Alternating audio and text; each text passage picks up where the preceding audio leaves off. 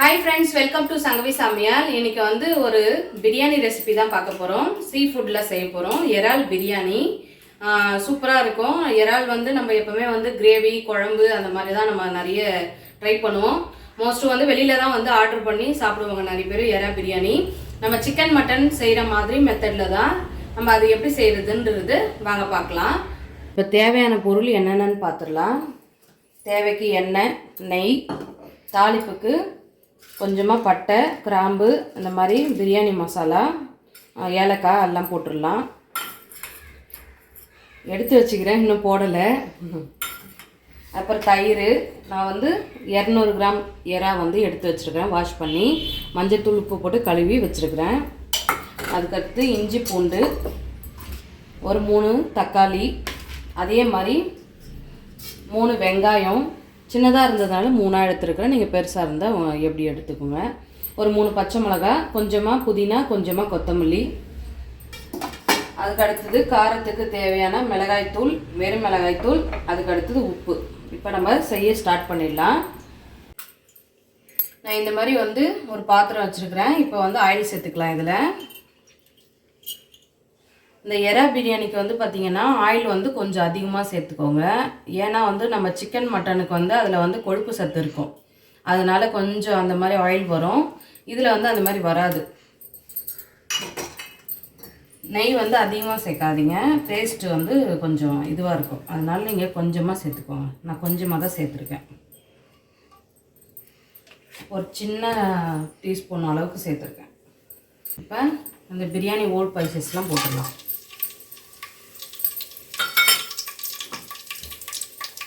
இது கூட வெயிட் பண்ண தேவையில்ல. நம்ம கட் பண்ணி வச்சுருக்க வெங்காயம், 3 பச்சை மிளகாய்,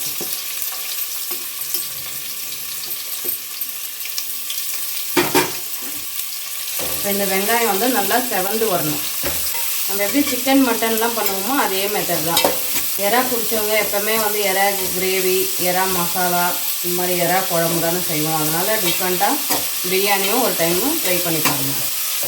வெங்காயம் நல்லா வதக்கலாம். நல்லா ப்ரௌனாக நல்லா வதங்கி வரட்டும். இப்போ இந்த மாதிரி நல்லா வந்து ப்ரௌனாக நல்லா வெங்காயம் நல்லா வதங்கிடுச்சு. இப்போ இஞ்சி பூண்டு சேர்த்துக்கலாம்.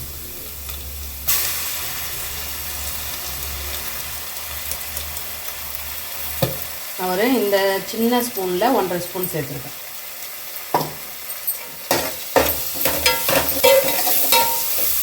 இதையும் நல்லா வதக்கலாம். அது கூடவே வந்து கொத்தமல்லியும் புதினாவும் சேர்த்துக்கலாம்.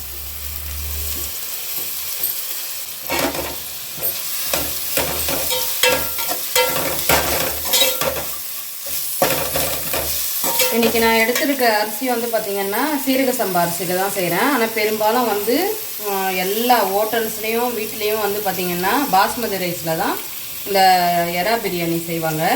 ஆனால் நீங்கள் இந்த மாதிரி வந்து ஒரு டைம் ட்ரை பண்ணி பாருங்கள், சூப்பராக இருக்கும். நம்ம மட்டன், சிக்கன் மட்டும்தான் சீரக சம்பாவில் ட்ரை பண்ணியிருப்போம். ஏன்னா அதிகமாக வந்து இது லென்த்தாக இருக்கும், எறா பிரியாணிக்கு நல்லாயிருக்கும்ன்ட்டு அந்த மாதிரி பாஸ்மதி ரைஸு யூஸ் பண்ணுவாங்க. ஆனால் நீங்கள் வந்து இந்த சம்பா ரைஸில் வந்து ட்ரை பண்ணி பாருங்கள், சூப்பராக இருக்கும். இப்போ அடுத்ததாக நம்ம கட் பண்ணி வச்சுருக்க தக்காளி சேர்த்துறேன். இப்போ இதுவும் நல்லா அப்படியே வதங்கணும். நல்லா ஒரு தொக்கு பதத்துக்கு நல்லா வதக்கணும். பிரியாணியில் இந்த வதக்கல் தான் மெயினே டேஸ்ட்டுக்கு. இப்போ இதிலே என்ன பண்ணணும்னா, நம்மளுக்கு பிரியாணி நல்லா கலர்ஃபுல்லாக வரணுன்றதுக்காக நம்ம இந்த எண்ணெயிலே வந்து மிளகாத்தூள் சேர்க்கும் போது நல்லா கலர் வரும். நான் வந்து இந்த குட்டி ஸ்பூனில் இவ்வளோ வந்து வெறும் மிளகாத்தூள் சேர்த்துக்கிறேன். அடுத்தது கலருக்காக காஷ்மீரி மிளகாத்தூள். இதில் வந்து காரம் இருக்காது, இது கொஞ்சம் சேர்த்துக்கிறேன். இதில் 1 போட்டிருக்கேன். இதிலே வந்து ஒரு 3/4 பாகம் வந்து வெறும் மிளகாத்தூள். இப்போ இதையும் நல்லா நம்ம மிக்ஸ் பண்ணி நல்லா வதக்கிடலாம்.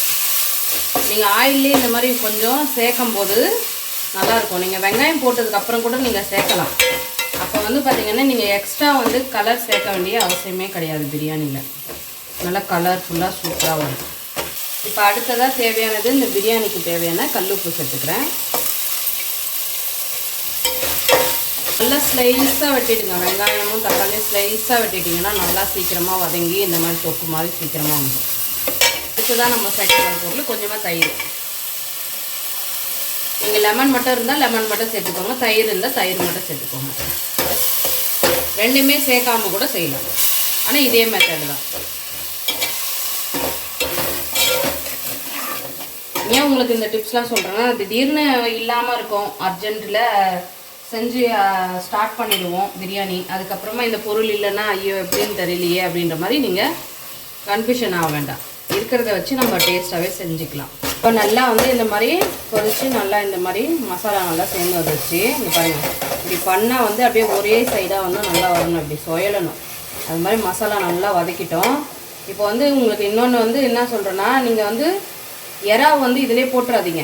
எறா நீங்கள் ஃபஸ்ட்டே வந்து போட்டு நம்ம கிரேவிக்கு பண்ணுற மாதிரிலாம் நீங்கள் பண்ணிங்கன்னா லப்பர் மாதிரி இருக்கும், டேஸ்ட் இருக்காது. அதே மாதிரி எறா வேகிறதுக்கு ஒரு 2லேருந்து 3 நிமிஷம் தான் அதிகபட்சம்.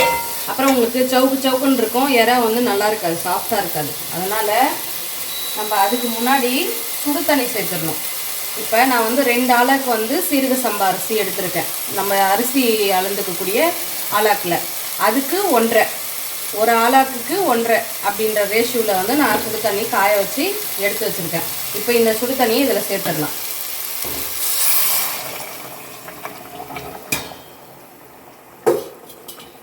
இது அப்படியே நல்லா, ஏற்கனவே நம்ம சுடு தண்ணி தான் ஊற்றிருக்கிறோம், அதனால் இன்னும் நல்லா வந்து இது கொதி வரணும்.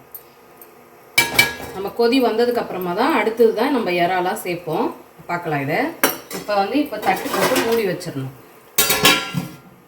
இப்போ இது நல்லா வந்து கொதிக்கட்டும். இந்த சைட்லலாம் வந்து ஆவி வரும், அப்போ வந்து ஓப்பன் பண்ணலாம். இப்போ இதை திறந்துடலாம். இந்த தட்டெல்லாம் திறக்கும் போது பார்த்து திறங்க, கையில் ஆவி அடிச்சிடும். அதனால் பாருங்கள், நல்லா இந்த மாதிரி கொதிச்சு வருதுங்களா. இந்த ஸ்டேஜில் நம்ம வாஷ் பண்ணி வச்சுருக்கிற எறாவை சேர்த்துடலாம். இது வந்து 200 கிராமு, ஏன்னா இது கொஞ்சம் பெருசாக இருந்ததுனால 200 கிராம் வந்துச்சு எங்களுக்கு. எறா எப்போவுமே வாங்கும்போது ஒரு குவான்டிட்டியில் இருக்கும், அதுக்கப்புறமா ஒரு அளவாயிடும். இப்போ இதை சேர்த்துக்கலாம். ஏன்னா நான் இதிலே வந்து மஞ்சத்தூள் போட்டதுனால தான். நீங்கள் வந்து மஞ்சத்தூள் வந்து இதில் ஃபஸ்ட்டே போட்டுறாதீங்க. நீங்கள் இந்த மாதிரி எறா வாஷ் பண்ணுறதுக்கு மஞ்சத்தூள் யூஸ் பண்ணது அதுவே போதும். ஏன்னா நீங்கள் மஞ்சத்தூள் போட்டிங்கன்னா பிரியாணி கலரில் இருக்காது, மஞ்சத்தூளோட கொஞ்சம் லைட்டாக அந்த கரை மாதிரி ஒரு மாதிரியாக இருக்கும். அதனால் இப்போ இதையும் போட்டு ஒரு மிக்ஸ் பண்ணிடலாம். அப்படி பாருங்கள், போட்ட உடனே இந்த மாதிரி ஆகிடுச்சிங்களா. அதுக்கு தான் நான் உங்களுக்கு சொன்னேன், ஃபஸ்ட்டே நீங்கள் போட்டிங்கன்னா அது சவுக்குன்னு ஒரு மாதிரி ஆயிரும், சாஃப்டாக இருக்காது. அதனால தான் இப்போ இந்த மாதிரி தான் இருக்கணும். தொக்கும் இந்த மாதிரி மசாலாவும் அதெல்லாம் கரெக்டாக இறங்கிடும். இப்போ அடுத்தது நம்ம ஒன்றும் வெயிட் பண்ண தேவையில்லை. நான் வந்து 2 ஆளாக்கு அரிசி வந்து ஊற வச்சுருந்தேன், ஒரு 10 நிமிஷம் ஊற வச்சுருந்தேன். இப்போ நான் தண்ணி இருத்துட்டு எடுத்துகிட்டு வந்துட்டேன். இப்போ இந்த அரிசியும் வந்து நம்ம இந்த ஸ்டேஜில் சேர்த்துக்கலாம்.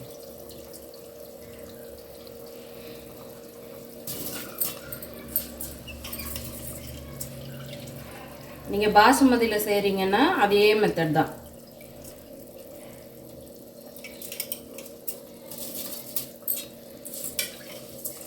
இப்போ நம்ம அரிசி சேர்த்துட்டோம். இப்போ மிக்ஸ் பண்ணிக்கலாம்.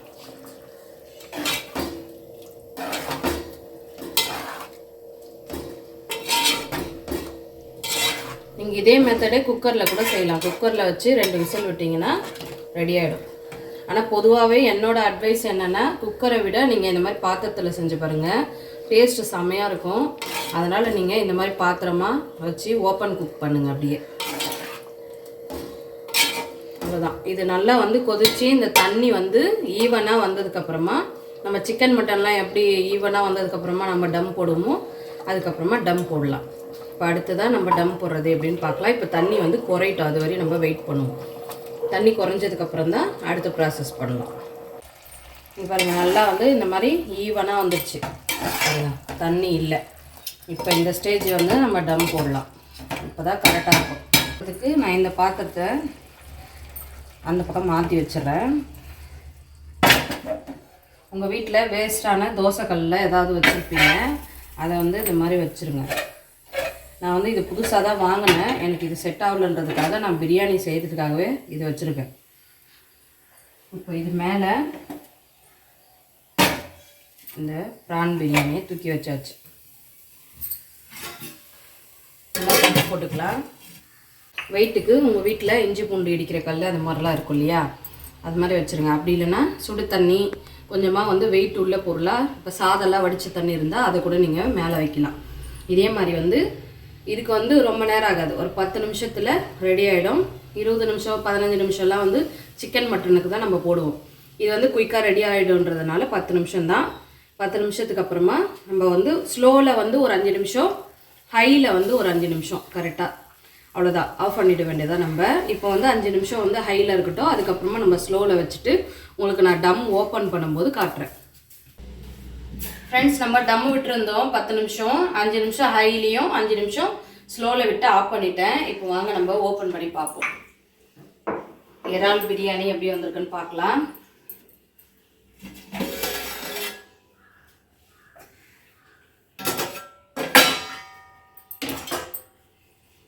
இப்போ இதை அப்படியே நம்ம கிளறி விட்டுறலாம். அடியிலிருந்து எடுத்து இப்படி, அவ்வளோதான். இங்கே பாருங்கள், அடியே எதுவுமே பிடிக்கவே இல்லை, சுத்தமாக அடி பிடிக்கல, நல்லா வந்திருக்கு. அவ்வளோதான், நம்ம அருமையான இறால் பிரியாணி ரெடி.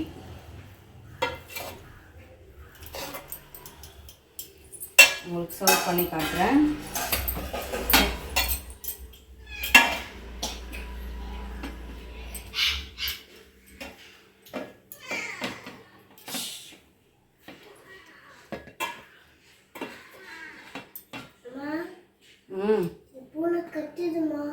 இருட வரவேன்.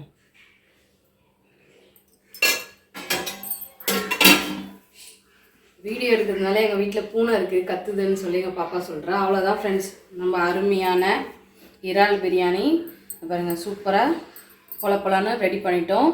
நான் சொன்ன மெத்தட்லேயே நீங்களும் ட்ரை பண்ணி பாருங்கள். இந்த வீடியோ பிடிச்சிருந்தா லைக் பண்ணுங்கள், ஷேர் பண்ணுங்கள், கமெண்ட் பண்ணுங்கள். நம்ம சேனலுக்கும் சப்ஸ்கிரைப் பண்ணி சப்போர்ட் கொடுங்க. Bye friends.